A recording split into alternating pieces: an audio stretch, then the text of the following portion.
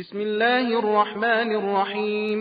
ला जुनाह अलैकुम इन तल्लक़्तुमुन निसाअ मा लम तमस्सूहुन्न औ तफ़रिदू लहुन्न फ़रीज़ह वमत्तिऊहुन्न अलल मूसि'i क़दरुहु व अलल मुक़तिरि क़दरुहु मताअन बिलमअरूफ़ हक़्क़न अलल मुहसिनीन।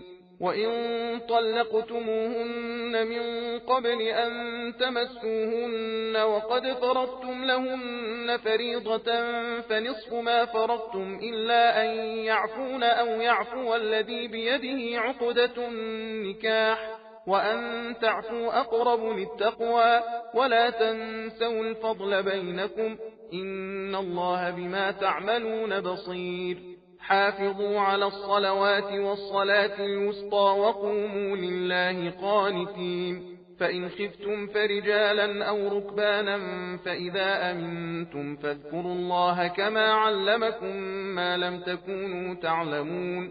والذين يتوفون منكم ويذرون أزواجا وصية لأزواجهم متاعا إلى الحول غير إخراج فإن خرجن فلا جناح عليكم فيما فعلن في أنفسهن من معروف والله عزيز حكيم. وللمطلقات متاع بالمعروف حقا على المتقين كذلك يبين الله لكم آياته لعلكم تعقلون. ألم تر إلى الذين خرجوا من ديارهم وهم ألوف حذر الموت فقال لهم الله موتوا ثم أحياهم إن الله لذو فضل على الناس ولكن أكثر الناس لا يشكرون. وقاتلوا في سبيل الله واعلموا أن الله سميع عليم. من ذا الذي يقرض الله قرضا حسنا فيضاعفه له أضعافا كثيرة والله يقبض ويبسط وإليه ترجعون. ألم تر إلى الملأ من بني إسرائيل من بعد موسى إذ قالوا لنبي له مبعث لنا ملكا نقاتل في سبيل الله قال هل عسيتم إن كتب عليكم القتال ألا تقاتلوا قالوا وما لنا ألا نقاتل في سبيل الله وقد أخرجنا من ديارنا وأبنائنا فلما كتب عليهم القتال تولوا إلا قليلا منهم والله عليم بالظالمين. وقال لهم نبيهم إن الله قد بعث لكم طالوت ملكا قالوا أنى يكون له الملك علينا ونحن أحق بالملك منه ولم يؤت سعة من المال قال إن الله اصطفاه عليكم وزاده بسطة في العلم والجسم والله يؤتي ملكه من يشاء والله वासिउन अलीम। खुदा के नाम से शुरू करता हूँ जो बड़ा मेहरबान निहायत रहम वाला है। और अगर तुमने अपनी बीबियों को हाथ तक न लगाया हो और ना मेहर ही मुअय्यन किया हो उसके कबल ही तुम उनको तलाक दे दो तो उसमें भी तुम पर कुछ इल्ज़ाम नहीं है। हाँ, उन औरतों के साथ दस्तूर के मुताबिक मालदार पर अपनी हैसियत के मुआफिक और गरीब पर अपनी हैसियत के मुआफिक कपड़े रुपये वगैरह से कुछ सलूक करना लाजमी है। नेकी करने वालों पर भी ये एक हक है। और तुम इन औरतों का मेहर तो मुअय्यन कर चुके हो मगर हाथ लगाने खलवत सहिया के कबल ही तलाक दे दो तो उन औरतों को मेहर मुअय्यन का आधा दे दो मगर ये कि औरतें खुद माफ़ कर दें या उनका वली जिसके हाथ में उनके निकाह का अख्तियार हो तो माफ़ कर दे, तब कुछ नहीं। और अगर तुम ही सारा मेहर बख्श दो तो परहेजगारी से बहुत ही करीब है।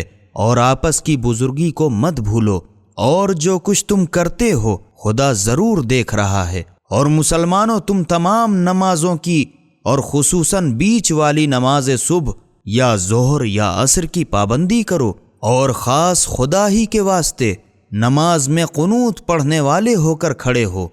फिर अगर तुम खौफ की हालत में हो और पूरी नमाज न पढ़ सको तो सवार या पैदल जिस तरह बन पड़े पढ़ लो। फिर जब तुम्हें इत्मीनान हो तो जिस तरह खुदा ने तुम्हें अपने रसूल की मारिफत उन बातों को सिखाया है जो तुम नहीं जानते थे उसी तरह खुदा को याद करो। اور تم میں سے جو لوگ اپنی بیویاں چھوڑ کر مر جائیں ان پر اپنی بیویوں کے حق میں سال بھر تک کے نان و نفقہ اور گھر سے نہ نکالنے کی وصیت کرنی لازم ہے۔ پس اگر عورتیں خود نکل کھڑی ہوں تو جائز باتوں نکاح وغیرہ سے کچھ اپنے حق میں کریں، اس کا تم پر کچھ الزام نہیں ہے، اور خدا ہر شے پر غالب اور حکمت والا ہے۔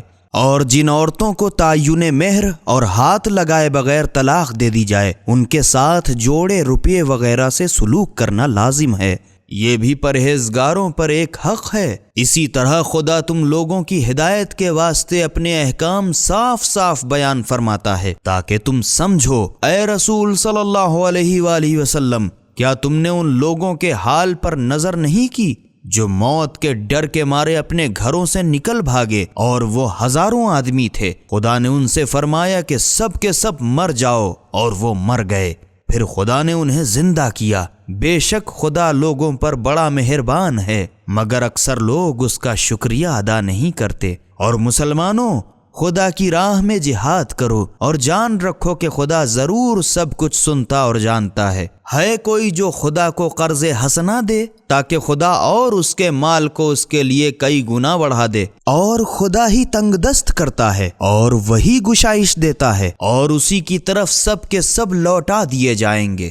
اے رسول صلی اللہ علیہ وآلہ وسلم، کیا تم نے موسیٰ کے بعد بنی اسرائیل کے سرداروں کی حالت پر نظر نہیں کی جب انہوں نے اپنے نبی شموئیل سے کہا کہ ہمارے واسطے ایک بادشاہ مقرر کیجئے تاکہ ہم راہ خدا میں جہاد کریں؟ پیغمبر صلی اللہ علیہ وآلہ وسلم نے فرمایا، کہیں ایسا تو نہ ہو کہ جب تم پر جہاد واجب کیا جائے تو تم نہ لڑو۔ کہنے لگے، جب ہم اپنے گھروں اور اپنے بال بچوں سے نکالے جا چکے تو پھر ہمیں کون سا عذر باقی ہے کہ ہم خدا کی راہ میں جہاد نہ کریں؟ پھر جب ان پر جہاد واجب کیا گیا تو ان میں سے چند آدمیوں کے سوا سب کے سب نے لڑنے سے منہ پھیرا، اور خدا تو ظالموں کو خوب جانتا ہے۔ اور ان کے نبی نے ان سے کہا کہ بے شک خدا نے تمہاری درخواست کے مطابق طالوت کو تمہارا بادشاہ مقرر کیا۔ تب کہنے لگے، ان کی حکومت ہم پر کیوں کر ہو سکتی ہے، حالانکہ سلطنت کے حقدار اس سے زیادہ تو ہم ہیں، کیونکہ اسے تو مال کے اعتبار سے بھی فارغ البالی تک نصیب نہیں۔ نبی نے کہا، خدا نے اسے تم پر فضیلت دی ہے، اور مال میں نہ صحیح مگر علم اور جسم کا پھیلاؤ تو اسی کا خدا نے زیادہ فرمایا ہے، اور خدا اپنا ملک جسے چاہے دے، اور خدا بڑی گنجائش والا اور واقف کار ہے۔ سبیل قرآن، ہدایت کا راستہ۔